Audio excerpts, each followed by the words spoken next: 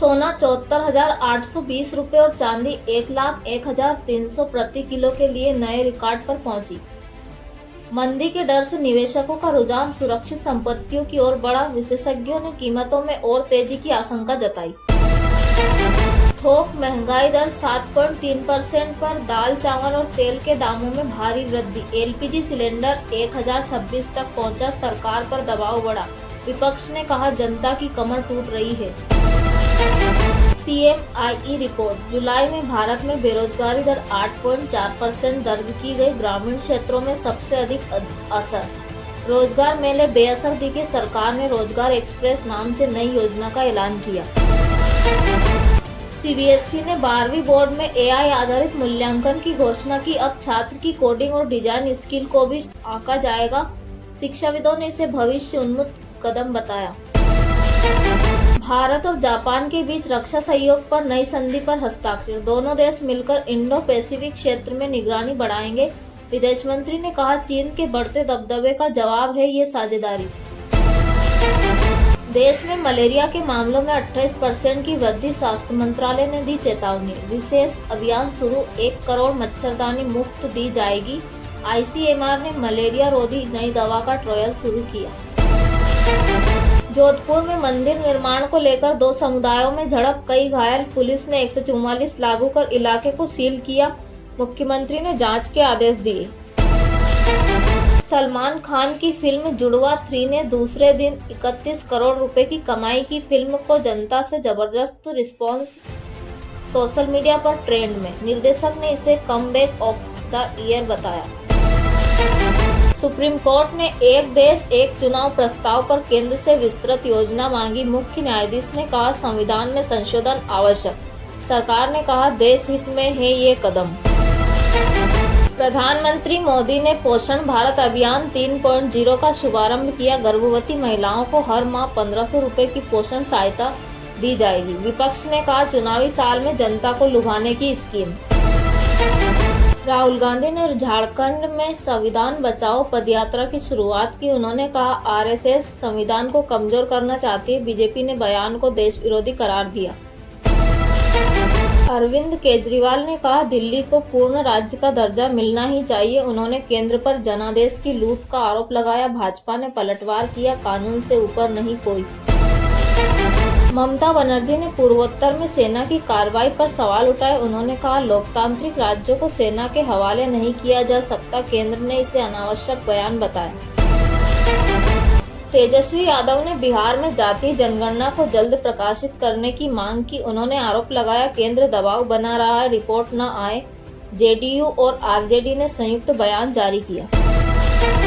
BJP अध्यक्ष JP Nadda ने लखनऊ में बूथ सशक्तिकरण अभियान की शुरुआत की। 2026 के चुनाव को लेकर कार्यकर्ताओं को निर्देश दिए। उन्होंने कहा 500 सीटों का लक्ष्य तय है। शिवराज सिंह चौहान ने मध्य प्रदेश में नई किसान उड़ान योजना शुरू की। इस योजना के तहत किसानों को फसल एयरलिफ्ट की सुविधा मिलेगी। विपक्ष ने इसे जुमला बताया। संजय राउत ने शिंदे गुट को भाजपा की कठपुतली कहा। उन्होंने उद्धव ठाकरे को असली शिवसेना बताया। बीजेपी और शिंदे समर्थकों ने बयान की निंदा की। केंद्र सरकार ने डिजिटल इंडिया एक्ट 2025 का ड्राफ्ट सार्वजनिक किया। फेक न्यूज, बॉट्स और डीप फेक्स पर कार्रवाई के प्रावधान शामिल। IT मंत्री ने कहा सोशल मीडिया पर जिम्मेदारी तय होगी। पंजाब कांग्रेस नेता नवजोत सिद्धू ने आज राजनीति से संन्यास लेने का ऐलान किया। उन्होंने कहा अब युवाओं को आगे आना चाहिए। पार्टी ने उनके फैसलों को व्यक्तिगत बताया। नवी मुंबई में 100 करोड़ के टैक्स घोटाले का पर्दाफाश। एक बिल्डर ने फर्जी दस्तावेजों से टैक्स में छूट ली थी। ED ने जांच शुरू की। फ्लिपकार्ट ने फ्रीडम सेल में 50% तक की छूट का ऐलान किया। 2 लाख से ज्यादा प्रोडक्ट शामिल। 5 अगस्त से शुरू।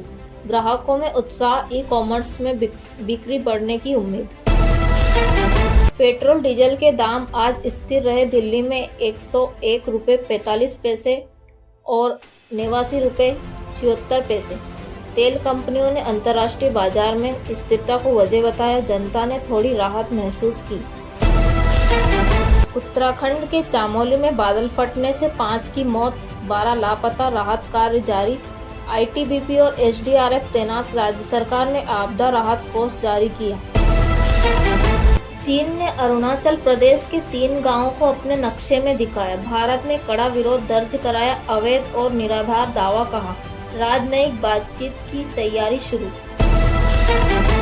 कर्नाटक में छात्रों ने परीक्षा पैटर्न में बदलाव के खिलाफ विरोध प्रदर्शन किया, नई नीति में नेगेटिव मार्किंग का प्रावधान जोड़ा गया, शिक्षा मंत्री ने पुनर्विचार का आश्वासन दिया। रिलायंस इंडस्ट्रीज ने 2025 की पहली तिमाही में 20,612 करोड़ का मुनाफा दर्ज किया। जियो और रिटेल ने आय में तेज बढ़त, शेयर बाजार में कंपनी के शेयर में 2% उछाल। आईसीएमआर ने स्मार्ट टीवी किट लॉन्च की, 30 मिनट में रिपोर्ट उपलब्ध, गांव देहात के लिए उपयोगी साबित होगी ये किट। अब तक 6 राज्यों में ट्रायल सफल रहा। यूपी के 10 जिलों में बच्चों में डायरिया के केस बढ़े, सरकार ने विशेष टीकाकरण अभियान शुरू किया, डब्ल्यूएचओ ने राज्य की प्रतिक्रिया को तेज और प्रभावी बताया। खेल मंत्रालय ने खेलो इंडिया महिला लीग की घोषणा की, 16 खेलों में महिलाओं के लिए अलग लीग होगी, 250 करोड़ रुपए के बजट के साथ योजना शुरू होगी।